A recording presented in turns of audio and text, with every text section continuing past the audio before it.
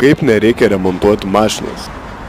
Šiandien bandysim keisti galinį valytuvą. Kaip matote, kol kas jis tiesiog neegzistuoja. Kokių įrankių mums reikės? Įrankių rinkinys, visa dėžutė, pats variklis, legendinis VD40 tepaliukas ir pats valytuvas. Sieksime pakeisti valytuvo varikliuką. Prieiti prie valytuvo reikėtų atsukti šios varžtukus. Tai būtent tą dabar ir padarysim.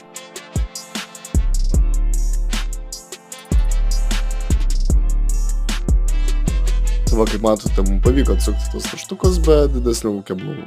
Ko negalėčiau pasakyti apie būtent plastiko nuėmimą nuo klipsų. Matote, tam kairiai pusėje viskas tvarkingai, vieną nuėmiau. Žiūrėjau, kaip dešinę pusę nuimti ir negi čia gavos, kad per daug gerai nuėmiau. O čia žiūrėjau, ar niekas nesulūžo, tai ačiū Dievui ne. Matome patį varikliuką jau. Prieš pradedant jo atsukimo darbus, jungiam varikliuką nuo elektros.